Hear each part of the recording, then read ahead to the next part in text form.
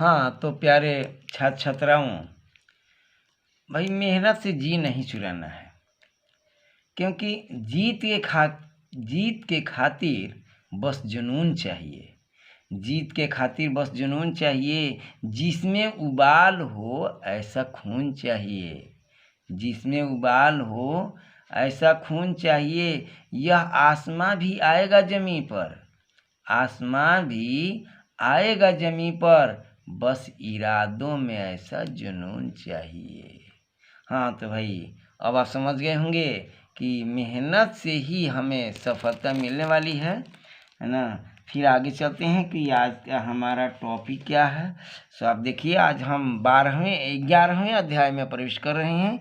11वें अध्याय का हमारा टॉपिक है विकिरण तथा द्रव्य की द्वैध प्रकृति, dual nature of matter and radiation. तो आइए इससे संबंधित कितने तरह के प्रश्न आए हैं। सो आइए देखिए, 2011 का 15वां प्रश्न है और में आया हुआ है, और 2014 का 36वां प्रश्न है, और 2016 का 14वां अथवा का ये प्रश्न है। सो आप जा करके देख सकते हैं, और ये क्वेश्चन बैंक हो या कोई क्वेश्चन हो, इसमें जा करके आप पीछे के आए हुए प्रश्नों को आप देख करके आप इत्मीनान हो सकते हैं। और नहीं तो भाई भरोसा कीजिए कि यह हमने बड़ी ढूंढ करके लाया और इसे सारे प्रश्नों को हमने बनाया है। सो आपके फ़ायदा के लिए है। सो आइए देखिए, चलते हैं कि प्रश्न किस प्रकार है। तो प्रकाश वैद्युत उत्सर्जन को समझाइए। प्रकाश वैद्युत उत्सर्जन को समझाइए। प्रकाश विद्युत प्रभाव के नियम क्या क्या हैं, आइंस्टीन के द्वारा दी गई इसकी व्याख्या को बताएं। हाँ भाई, तो 3 प्रश्न हैं। उत्सर्जन बताना है, प्रकाश विद्युत उत्सर्जन, फिर प्रकाश विद्युत प्रभाव के नियम, और आइंस्टीन की दी गई व्याख्या को भी बताना है। तो आइए चलते हैं पहले प्रकाश विद्युत उत्सर्जन, फोटो इलेक्ट्रिक इमिशन। तो प्रकाश के कारण धातु के पृष्ठ से इलेक्ट्रॉन उत्सर्जन की घटना प्रकाश विद्युत उत्सर्जन कहलाती है या प्रकाश विद्युत प्रभाव कहलाता है। इसे फोटो इलेक्ट्रिक इफेक्ट भी कहते हैं इंग्लिश में। सो क्या प्रकाश के कारण धातु के पृष्ठ से, जैसा कि सोलर आपने देखा है, सोलर से हमें ये धाराएं मिलती हैं यानी इलेक्ट्रिक मिलता है। तो प्रकाश के कारण धातु के पृष्ठ से इलेक्ट्रॉन उत्सर्जन यानी इलेक्ट्रॉन निकलने की घटना, धातु के पृष्ठ से इलेक्ट्रॉन निकलने की घटना किसके कारण? प्रकाश के कारण। प्रकाश के कारण धातु के पृष्ठ से इलेक्ट्रॉन निकलने की घटना प्रकाश विद्युत उत्सर्जन या प्रकाश विद्युत प्रभाव या फोटो इलेक्ट्रिक इफेक्ट कहा जाता है। सो परिभाषा हो गया प्रकाश विद्युत उत्सर्जन का। अब आइए चलते हैं प्रकाश विद्युत प्रभाव के नियम क्या है, law of photo electric effect. तो पहला नियम है कि धातु के पृष्ठ से प्रकाश इलेक्ट्रॉन के उत्सर्जन की दर, यानी किस दर से इलेक्ट्रॉन निकल रहा है धातु के पृष्ठ से, तो प्रकाश के इलेक्ट्रॉन के उत्सर्जन की दर आपतित प्रकाश की तीव्रता के समानुपाती होता है।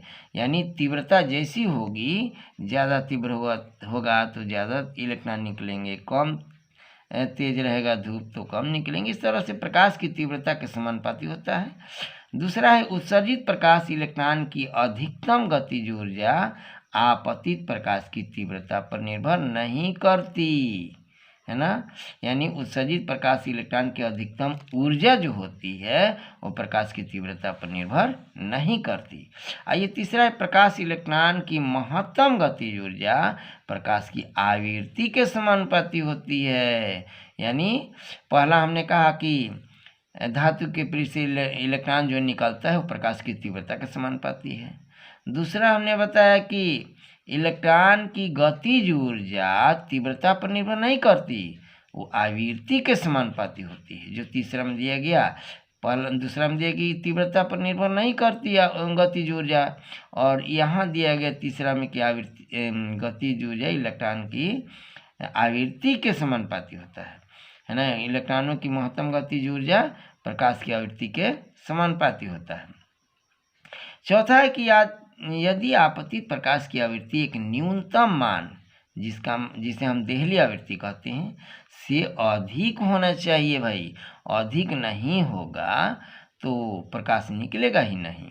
तो देहली आवृत्ति से आपतित प्रकाश का जो आवृत्ति है वो अधिक होना चाहिए। भिन्न भिन्न धातुओं के लिए देहली आवृत्ति भिन्न भिन्न होती है। भिन्न भिन्न धातुओं के लिए देहली आवृत्ति भिन्न भिन्न होती है। देहली आवृत्ति क्या है? बस वैसी वो आवृत्ति है जो इलेक्ट्रॉन को निकाल सकती है धातु के पृष्ठ से। आइए पांचवा क्या है? धातु के पृष्ठ से प्रकाश के पड़ते ही इलेक्ट्रॉन निकलने लगते हैं, यानी 10⁻⁸ सेकेंड से कम समय में, बहुत कम समय में धातु के पृष्ठ से प्रकाश निकलने लगते हैं। हाँ तो भाई 3 ही तो बात है, 4-5 बातें हैं। पहला है कि इलेक्ट्रॉन उत्सर्जन की दर तीव्रता के समानुपाती होता है। फिर गतिज ऊर्जा की बात आई तो गतिज ऊर्जा तीव्रता पर निर्भर नहीं करता, वो आवृत्ति के समानुपाती होता है। 3 गो हो गया इसी तरह। और आपतित प्रकाश की जो आवृत्ति है देहली आवृत्ति से अधिक होनी चाहिए। और पांचवा है कि प्रकाश पड़ते ही इलेक्ट्रॉन निकलने लगता है, देर नहीं करता, बस प्रकाश पड़ा इलेक्ट्रॉन निकलना शुरू हो गया। आइए चलते हैं आइंस्टीन द्वारा व्याख्या। आइंस्टीन का प्रकाश विद्युत प्रभाव के समीकरण लिखें तथा प्रकाश विद्युत प्रभाव की व्याख्या करें। एक और प्रश्न है भाई, 2015 का 15वां प्रश्न है। सो यहाँ एक अलग प्रश्न पूछा गया है, सो इसका आंसर इसी में है। सो आइए पूछा गया है कि 2015 का 15वां प्रश्न है कि आइंस्टीन का प्रकाश विद्युत प्रभाव समीकरण लिखिए और प्रकाश विद्युत प्रभाव की व्याख्या भी कीजिए। तो आइंस्टीन के प्रकाश विद्युत समीकरण ये है कि 1/2 mv², मैक्सिमम me इलेक्ट्रॉन की मात्रा है और v मैक्सिमम अधिकतम वेग है। तो 1/2 mv² बराबर hν माइनस फाई। ये क्या है? देहली आवृत्ति। समझिए कि यह फाई वर्क फंक्शन कार्य फलन है और hν के बाद फिर ये φ0 का मान hν है, hν 0। हाँ तो भाई चलिए आगे बढ़ने से पहले सबसे आपसे गुजारिश है कि थोड़ा लाइक सब्सक्राइब कर लें और सब्सक्राइब करते हुए शेयर करें, अपने दोस्तों को भी इसमें बुलाइए कि अधिक से अधिक बच्चे लाभान्वित हो जाएं और मेरा ये परिश्रम सफल हो जाए। तो मेरी सफलता आप लोगों के हाथ के बीच की बात है। आप लोग चाहेंगे तो मैं अवश्य ही मैं सफल हो सकूंगा, जो कि जिस मकसद से मैंने इसे बनाया है, मेहनत किया है, ढूंढ करके प्रश्नों को लाया है। सो आप इसे अगर अधिक से अधिक लाभान्वित होंगे तो उसी में मुझे भी खुशी मिलेगी। सो आप लाइक भी करें, सब्सक्राइब करें और बच्चों को भी इसमें बुलाएं, शामिल करें, अधिक से अधिक लाभ उठाएं। तो भाई आइए चलते हैं कि समीकरण से स्पष्ट है कि फोटोनों की संख्या बढ़ाने से इलेक्ट्रॉनों की संख्या बढ़ेगी। आवृत्ति न्यू भी तथा देहली आवृत्ति न्यू 0 निश्चित होने से अधिकतम गतिज ऊर्जा E के समान होगा, यानी काइनेटिक एनर्जी समान होगी। अतः इलेक्ट्रॉन उत्सर्जन की दर प्रकाश की तीव्रता पर निर्भर करती है, परंतु अधिकतम गतिज ऊर्जा तीव्रता पर निर्भर नहीं करती। अतः नियम 1-2 की व्याख्या इसी में हो जाती है। आइए 2 पर चलते हैं। समीकरण से स्पष्ट है कि न्यू भी बढ़ाने से गतिज ऊर्जा भी बढ़ेगी, जो नियम 3 की व्याख्या करता है। यदि न्यू भी माइनस न्यू भी 0, यानी ये देहली आवृत्ति है और ये प्रकाश की आवृत्ति है, अगर ये कम है तो ई के ऋणात्मक हो जाएगा। अतः प्रकाश की आवृत्ति देहली आवृत्ति से कम हो तो इलेक्ट्रॉन उत्सर्जन संभव नहीं है, जो नियम 4 की व्याख्या करता है। चलिए अब जैसे ही कोई प्रकाश इलेक्ट्रॉन फोटॉन धातु पर आपतित होता है, धातु का कोई एक इलेक्ट्रॉन तुरंत अवशोषित कर लेता है और धातु के पृष्ठ से उत्सर्जित हो जाता है। इस प्रकार प्रकाश पड़ते ही इलेक्ट्रॉन उत्सर्जित होने लगता है। यह नियम 5 की व्याख्या करता है। सो सारे नियमों का भी व्याख्या हो चुका। सो नोट में थोड़ा देख लें। प्रकाश ऊर्जा छोटे छोटे बंडल के रूप में चलता है, जिसे हम फोटोन कहते हैं। हाँ भाई ये एक्स्ट्रा है, उस प्रश्न से संबंधित नहीं है, तो आप इसे एक्स्ट्रा में थोड़ा समझ लेंगे क्योंकि इससे संबंधित कुछ प्रश्न आने वाले हैं ऑब्जेक्टिव में। तो आइए, प्रकाश ऊर्जा छोटे छोटे बंडल के रूप में चलता है, जिसे हम फोटोन या क्वांटा कहते हैं। और प्रत्येक फोटोन की ऊर्जा होती है E बराबर hν भी होती है, जहाँ प्लांक की स्थिरांक h E/ν और ml²t-2 1/t ml²t-2 ये 2020 में पूछा गया है। क्या प्लांक की स्थिरांक की बीमा क्या है।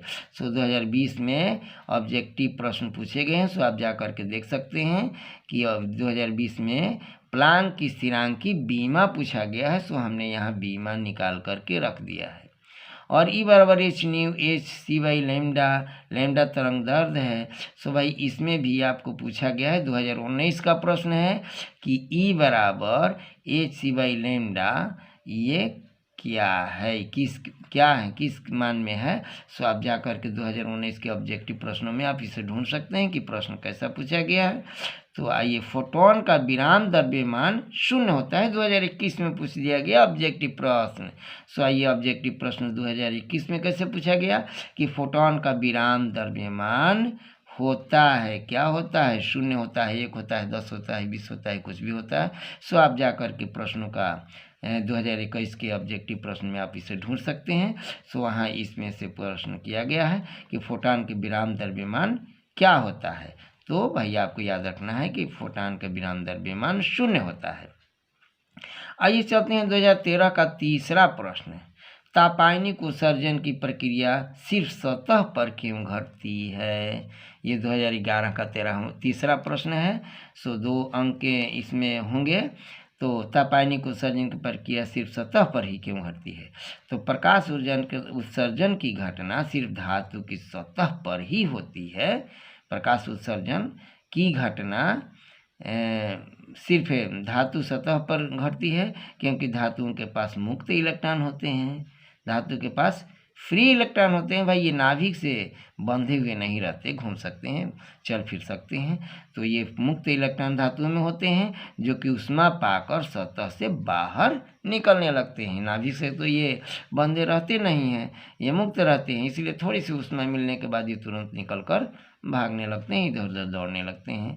आइए चलते हैं नोट में एक और प्रश्न है। भाई उम्मीद तो करता हूँ कि आप लाइक सब्सक्राइब कर लिए होंगे और अपने दोस्तों को भी शेयर किए होंगे। अगर भूल भी गए हों तो भाई फिर से अपना इसे लाइक और सब्सक्राइब कर लें और साथ साथ अपने दोस्तों को भी बुलाएं। आइए नोट में यहाँ देखते हैं EV इलेक्ट्रॉन वोल्ट किसका मात्रक है। 2020 में पूछा गया है कि इलेक्ट्रॉन वोल्ट किसका मात्रक है। तो भाई ये ऊर्जा का मात्रक है। सो ऑब्जेक्टिव जाकर 2020 के प्रश्न में ऑब्जेक्टिव प्रश्नों को आप देख सकते हैं कि ये किस प्रकार का प्रश्न पूछा गया है। इलेक्ट्रॉन वोल्ट किसका मात्रक यानी ऊर्जा का मात्रक है। और 1 इलेक्ट्रॉन वोल्ट बराबर 1 इलेक्ट्रॉन का आवेश गुने 1 वोल्ट होता है। सो 1 इलेक्ट्रॉन का आवेश तो आप लोग जानते हों कि 1.6 × 10⁻⁹ होता है और 1 वोल्ट के लिए 1 लिखा गया और इसका गुणा भाई तो 1.6 × 10⁻⁹ होगा, जो इतना जूल होगा। अब जूल में ये माना गया। और 1 मेगा इलेक्ट्रॉन होता है 10⁶ इलेक्ट्रॉन वोल्ट और 1 गीगा गीगा या गीगा भी बोलते हैं, 1 गीगा इलेक्ट्रॉन वोल्ट होता है 10⁹ इलेक्ट्रॉन वोल्ट। भाई ये 10⁹ है, 10⁹ इलेक्ट्रॉन वोल्ट है। तो इस तरह से भाई ये प्रश्न हमारे आए हुए। सो कई प्रश्नों को हमने आपके समक्ष रखा और इसे आप देख करके आश्चर्यचकित ही नहीं, आप इसकी तैयारी में लग जाएं और इसे तैयार रखें कि आपका एग्ज़ाम बहुत ही नज़दीक करीब आ गया है। सो आप इसके लिए अभी से ही अपनी हिम्मत को बांध कर प्रण कर लें कि हम इसे अधिक से अधिक अंक पाने के लिए अधिक से अधिक मेहनत करेंगे, परिश्रम करेंगे। और मेहनत परिश्रम में भाई लेबर में से आप घबराइए नहीं, जितना लेबर करेंगे उतना ही उसका फल मीठा मिलता रहेगा। सो आइए चलते हैं भाई, अगले वीडियो में फिर हम मिलेंगे। तो धन्यवाद बच्चों।